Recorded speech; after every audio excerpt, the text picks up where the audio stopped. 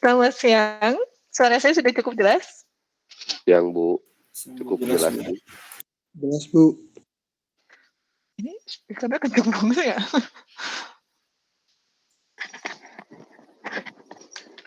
Aku mau share screen ya.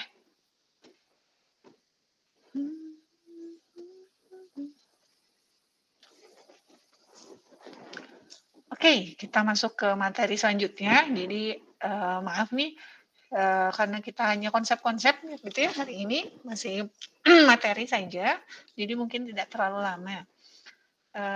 Untuk setelah UTS, ini materinya adalah bangunan baja ya. Jadi kita mulai merancang baja. Mungkin buku-buku yang perlu dipersiapkan atau materi-materi yang perlu disiapkan itu selain SNI, biasanya balik lagi pakai Segui. Nah ini masih ya, kita tentu aja masih ada SNI gempa, ini SNI baja sama peraturan-peraturan mungkin ESC yang dari luar yang tidak tercakup di SNI. Nah, adapun ketentuan yang dipakai seperti biasa, ini kita tentukan dulu KDS ya, termasuk kategori yang mana, ABC atau DEF, untuk mengetahui nilai R-nya. Lalu ini balik lagi ke awal, yaitu prinsip tahan gempa. Jadi kita sebisa mungkin mendesain itu strukturnya yang rusak ya, jangan sampai rubuh gitu. Jadi ada kesempatan bagi penghuni untuk menyelamatkan diri. Jadi kita mendesain itu sekali lagi bentuk rusak tanpa keruntuhan gitu ya. Nah di sini nih, dalam menghadapi gempa besar, jadi untuk struktur baja itu atau struktur gedung lainnya ya sebenarnya ya, yang ditinjau tentu saja kekuatan, kekakuan, daktilitas ya, kemampuan untuk dia menahan goyangannya sama disipasi energi atau penyerapan energinya. Lalu, nah di sini nih, disipasi energi itu lewat plastifikasi komponen. Jadi kita mendesain lokasi-lokasi tertentu, antara dia masuk.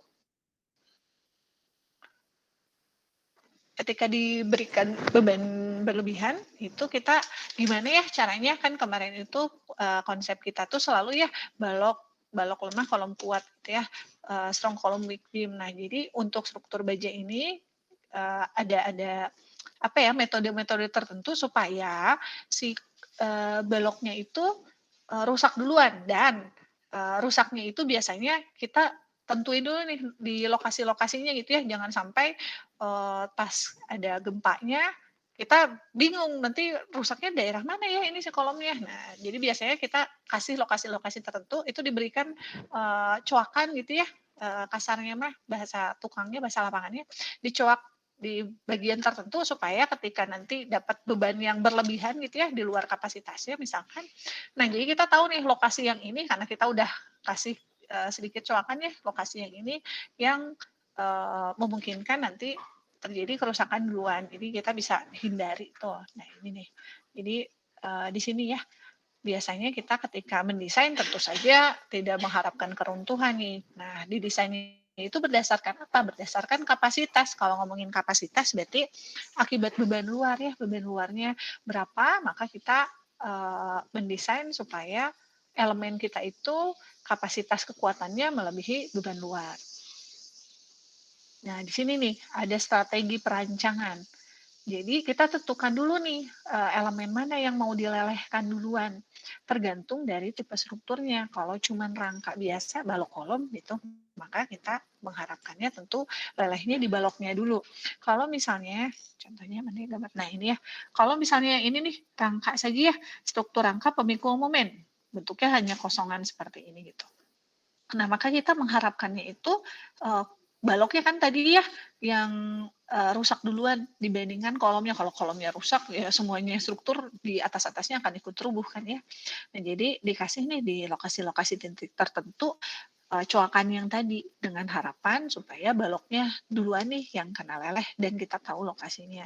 Sedangkan kalau untuk si apa ini namanya bracing ya, SRBK bracing itu yang diharapkan leleh duluannya atau plastis duluannya gitu, ini adalah bracingnya dulu.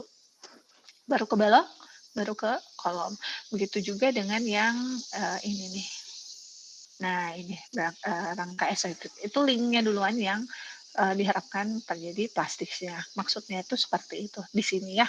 Jadi didesain terkendali. Nah ini maksudnya terkendali itu kita tahu lokasinya dan bagian mana dari elemen struktur itu yang mengalami plastis duluan atau leleh duluan ya. Terus ke bawah, ini lokasi-lokasi ya tuh, ujung-ujung balok. Sini nih. Lalu ini nih, bagian dalam bracing. Pokoknya bracing duluan yang harus leleh gitu ya. Yang mengalami kegagalannya di bagian bracing duluan. Kalau linknya daerah linknya duluan. Terus ini apa? Nah ini. Kalau lagi ngomongin struktur bangunan dengan gempa, biasanya kita berhubungannya sama kurva histeretik nih. Di sini ada 2 contoh kurva histeretik. Kok yang atas betul, yang bawah salah gitu ya. Yang atas kok yang diharapkan, yang bawah tidak diharapkan. Kalau kita lihat dari bentuknya, yang atas itu gendut tuh, sampai keluar banget gitu ya. Dia tuh bentuknya ovalnya sangat gendut. Kalau yang di bawah kecil sekali ya. Nah, yang gendut ini itu gimana ya? Kalau kita lihat dari kurvanya aja ya, yang bawah itu displacement, yang atas itu beban. Jadi dia bebannya besar, displacementnya juga semakin besar. Maksudnya apa sih? Semakin detail dari. Jadi dia semakin besar menerima bebannya tapi tanpa keruntuhan ya. Kalau yang ini kaku sekali tuh.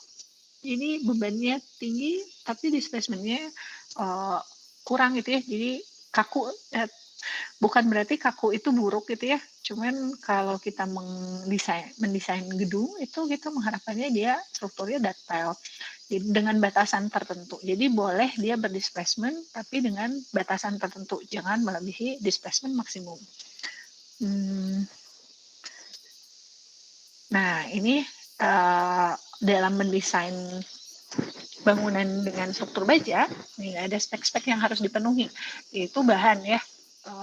Kalau bahan itu kita lagi ngomonginnya mutu nih, mutunya ya berarti harus sesuai.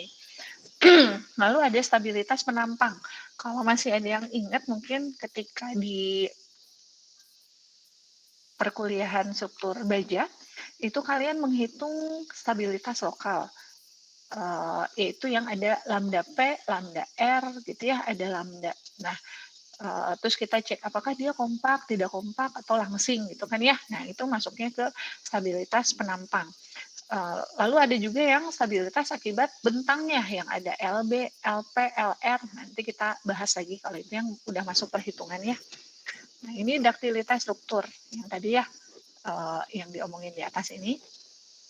Terus detailing itu apa ya? Kayak sambungan gitu ya. Lalu selain sambungan ada juga confinement atau pengaku ya. Nah di sini spesifikasi bahan maksudnya apa sih? Nah ini deformasi leleh, tegangan plastisnya besar, tapi dia belum fraktur atau belum patah ya, belum mengalami kegagalan. Terus adanya kuat bahan lebih yang signifikan melalui kemampuan free hardening. Jadi kalau kalian buka lagi mungkin ya di Techban strain hardening itu yang ketika bajanya ditarik kan ini udah masuk ke daerah plastis ya. Nah dia muncak lagi gitu sampai akhirnya putus. Nah bagian yang puncaknya itu yang apa namanya nambah kekuatan ya. Ini langsung naik ke atas kan ini. Nah ini regangan kita, ini tegangan. Nah ini ke atas sampai akhirnya putus, itu bagian strain hardening. Ini. Kalau di karet mungkin ketika kita tarik gitu ya karetnya, dia tuh makin lama makin tipis di daerah tengah sampai akhirnya putus. Nah mungkin contohnya seperti itu. Terus yang ketiga spesifikasi bahan ya, nggak boleh ada kegagalan pada sambungan las. Jadi sekali lagi saya sampaikan bahwa sambungan itu adalah titik terlemah pada struktur. Nah, jadi ketika kita mendesain itu mendesain sambungannya ini, detailing sambungannya itu harus hati-hati sekali ya. Jadi jangan sampai bahannya kuat nih, bahannya udah bagus banget, mutunya udah paling tinggi gitu ya. Tapi ketika menyambungnya salah, ya sudah gagal deh strukturnya gitu. Nah ini nih yang saya sebut tadi ya, strain hardening itu di bagian sini. sampai akhirnya putus. Ini ternyata udah ada kurvanya. Terus kita ke bawah ya. Nah, bagian bawah di sini tegangan leleh, ada batas maksimumnya itu 350. Lalu di bagian bawah nih ada kecualinya ya. Kalau kolom itu hanya boleh leleh di ujung kolom dasar. Terus FY-nya kurang dari 55 itu diizinkan untuk elemen yang SPRMB sama SRPKB. Terus, nah ini paling penting nih. Jadi ketika kita bikin gedung ya, mau baja, mau beton gitu, ketika datang bahannya, contohnya misalnya kalau beton itu ketika datang si molen bawa beton segar gitu ya, pasti kalian bikin kan kubus-kubus untuk pengujian di hari ketiga, hari ketujuh, hari ke-28 untuk membuktikan bahwa yang kalian beli itu gitu ya, atau yang kalian bikin itu si materialnya sudah terbukti. Makanya selalu harus ada kinerja bahan atau kekuatan bahannya itu yang dibuktikan melalui pengujian. Berarti kalau si baja itu kan kita buktikannya berdasarkan pengujian tarik ya. Jadi harus terbukti nih bahwa bukan hanya mentang-mentang beli di pabrik Gunung Garuda gitu ya. Jadi atau di Raja Paksi udah pastilah pabrikan mah oke. Nah, kita kan nggak tahu ya, barangkali ada human error, ada mesin yang error ketika pembuatan menurunkan kualitas dari si mutunya. Jadi harus dibuktikan dengan pengujiannya ini nih. Ini mungkin SNI yang digunakan ya nanti ke depannya. Terus, nah ini beberapa mungkin sudah coba ya ketika masukin ke etaps itu, ketika masukin material baja khususnya, itu ada FU, FY. Kalau FU, FY kan kita udah tahu pasti ya nilainya bergantung sama materialnya. Misalnya kalau BJ 40 berarti FU-nya 410 gitu ya. Sorry, BJ 41, terus FY-nya 250. Nah, nanti di kolom bawahnya itu ada FUE sama FYE. Nah, itu dapatnya dari mana sih sebenarnya? Kalau kemarin mungkin penjelasannya masih kurang ya. Nah, di sini dijelaskan nih bahwa FUE dan FYE-nya itu dari sini ada faktor pengali di sini. Nah, terus RYRT-nya nilainya berapa nih gitu ya? Di sini. Jadi mutu kalian tuh yang mana? Nah, di sini yang diambilnya. Ini berhubung kita pakainya dari ESC ya mungkin. Jadi mutunya dalam bukan BJ41 gitu-gitu ya. Jadi dalam A36 tapi tinggal dikonversikan saja. Di sini tuh tinggal dibaca saja di tabel ya. Jadi nanti lihat lagi mungkin di etaps, nanti kan bikin gedung baru ya di soal 2 ketika masukin material itu selain ada FY sama FU di bawahnya ada FYE sama FU. Nah, ini ada faktor pengalinya ya. Jadi bukan diisinya disamain sama FY dan FU. Nah, ini tadi disampaikan ya bahwa kita itu mendesainnya berdasarkan kapasitas. Jadi di elemen struktur kita itu didesainnya itu berdasarkan beban yang akan diterima itu berapa. Jadi kita mau kapasitas penampang kita melebihi beban luarnya gitu kan ya. Jadi yang ditinjau, nah ini kalau untuk sambungan ini detailing ya. Kalau sambungan itu kita desainnya bautnya itu ada mutunya. Terus pelat buhulnya juga harus sesuai ya, jangan sampai ini penampangnya udah bagus, alah potongnya di sini gitu ya. Jadi ini kan bracing-nya gagal gitu. Padahal kita mengharapkan bracing kita itu mampu memperkaku struktur. Tapi ketika disambung dengan balok dan kolom, sambungannya yang copot gitu ya. Jangan sampailah terjadi seperti itu gitu. Jadi ini nih harus diperhatikan antara baut gitu ya, baut penyambungnya sama pelat buhul. Terus, nah ini masuk ke stabilitas nih. Jadi stabilitasnya itu untuk baja ya khususnya ada tekuk lokal. Kalau tekuk lokal itu kita ngomonginnya dari penampangnya ya. Terus ada tekuk torsi lateralnya. Kalau tekuk torsi lateral ini biasanya kita tinjaunya berdasarkan L. Jadi nanti kita punya LB, LP, LR. Kalau yang tekuk lokal tadi lambda, lambda P sama lambda R. Nah ini. Jadi ada persyaratan beberapa, masih ada yang ingat nggak ya? Nah, kalau dulu kan kita pakai 0,38 ya. Kalau kalian buka di Segui juga sama nih. Cuman kalau untuk yang ini tuh dia untuk desainnya yang daerah sedang ya, Mak, ya? Oh, sorry, bukan daerah sedang, daktilitas sedang. Jadi kalau untuk yang kita kan mengharapkan daktilitasnya tinggi ya, untuk yang khusus ini. Jadi ininya bukan 0,38 tapi 0,3 sama untuk yang webnya 2,45 ya. Nah ini. Jadi, nah ini daktilitas tinggi. Kalau yang di Segui itu daktilitas sedang ini ya. Nah, kalau yang kita biasa hitung di Segui itu kita pakai 0,38. Nah, kalau untuk yang nanti tugas ya, Mak ya? Tugas 2 ya? Sip, sip, sip. Di tugas 2 kita pakainya yang ini ya.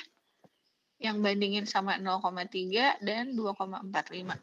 Tuh, jadi beda dikit aja, cuman depannya doang. Dalamnya mah sama. CA, oh ini kan nggak ada CA ya. Di sini ada CA. CA-nya dari mana? Dari sini nih. Tuh. Ada. Udah. Oke.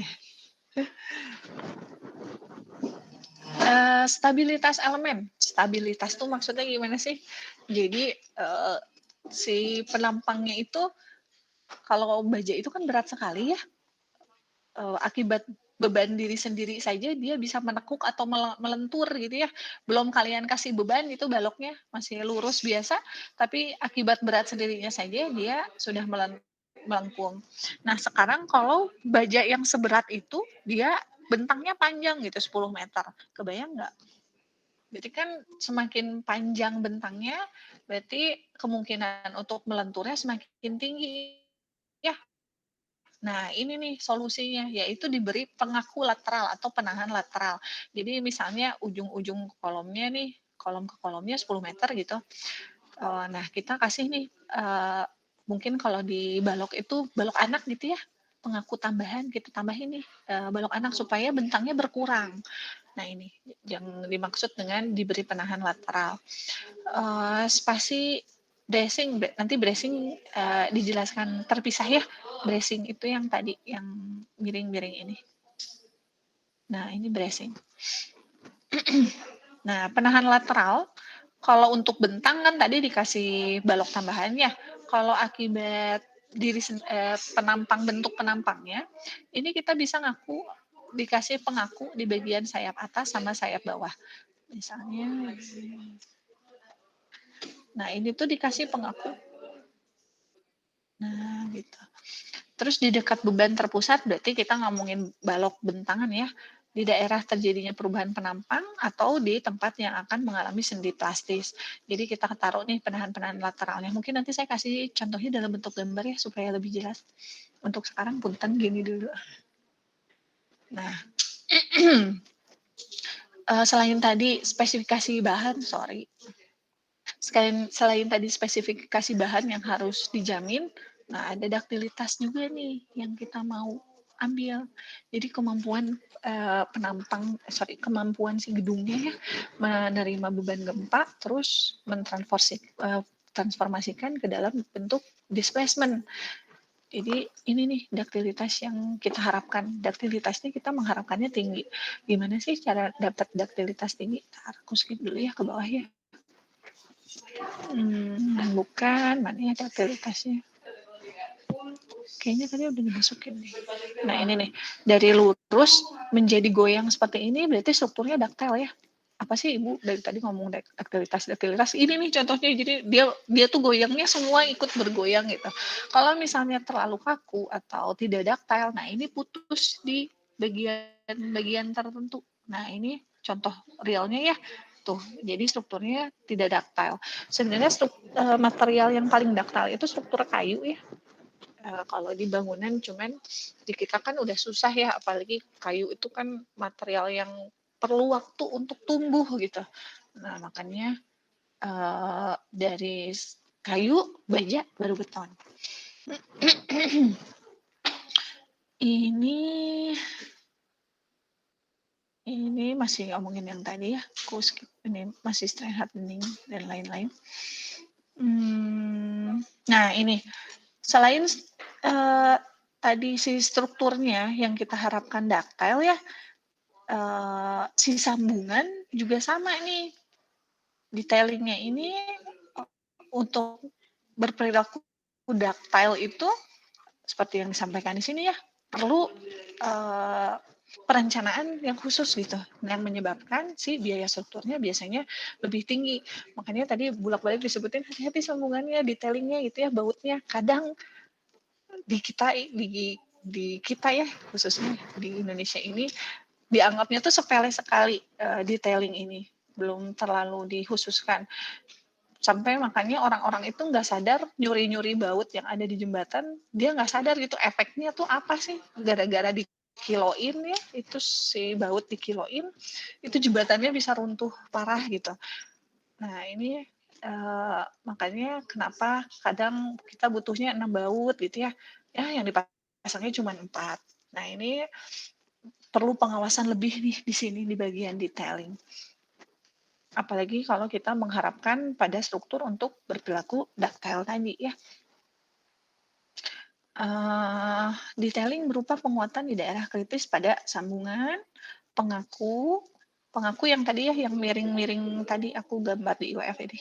Nah ini, pengaku ini, jadi kita taruh pelat di sini supaya si sayapnya kaku, sama pengaku elemen berarti yang tadi balok-balok anak, supaya bentangnya berkurang. Nah ini pengaku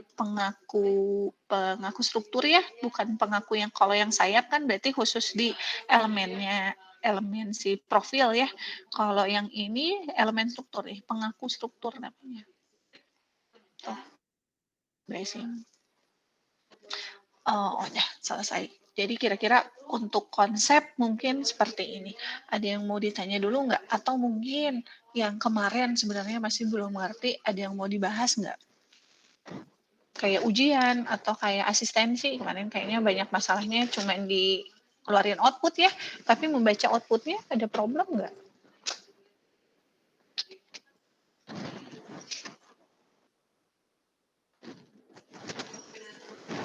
Nggak ada.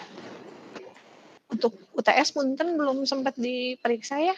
Mungkin mudah-mudahan minggu ini mulai dicicil sama saya. Nggak ada masalah. Nggak ada yang mau ditanya. Tugas-tugas juga nggak ada masalah. Lancar.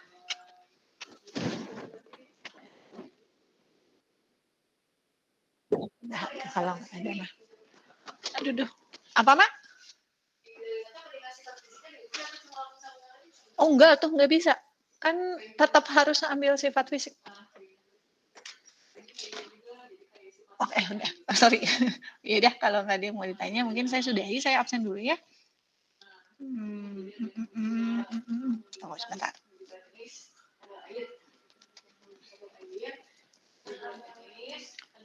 Udah diisi dah hanya semua. Ada yang lupa nggak? Soalnya mau aku kunci.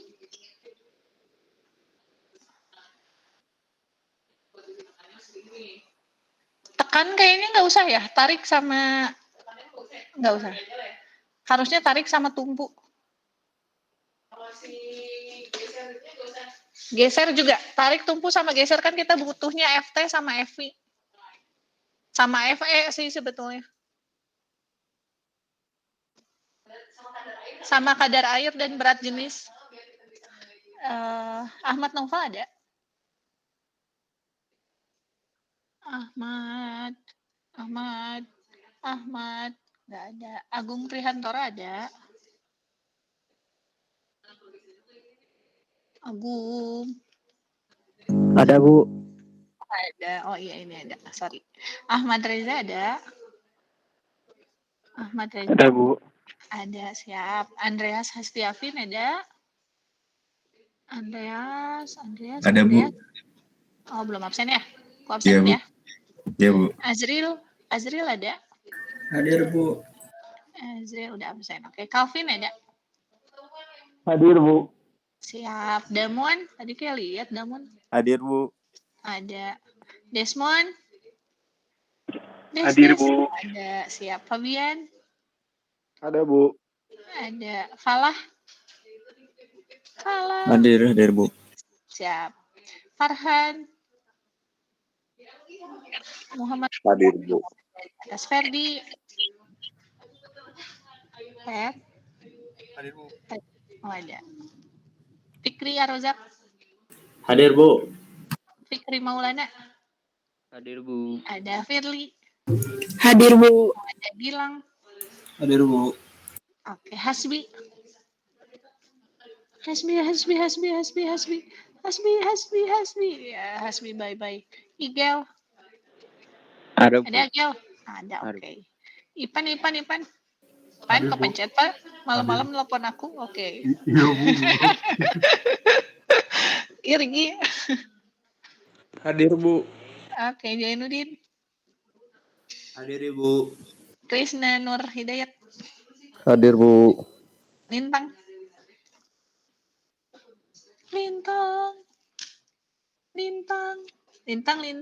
Lintangnya nggak ada, ya udah tuh. Mila. Hadir, Bu. Ada Mila, oke. Halaman kedua. Agail. Hadir Bu. Ada Ubaidah. Hadir Bu. Oh, ada Ubay. Alif. Hadir Bu. Ada Bayu Ramadan. Bye. Hadir Bu. Ada Dava Kamaludin. Dava kayak nggak ada ya. Dava nggak ada. Desmond. Ada Dava cuman di-onin aja. Dava bye nih. Ya udah, Dava bye ya. Fahrizal, Firdaus, Fahrizal, Hasbi, nggak ada. Holis,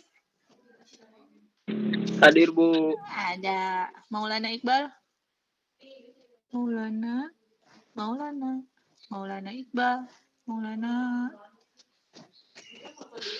Iqbal, nggak ada ya.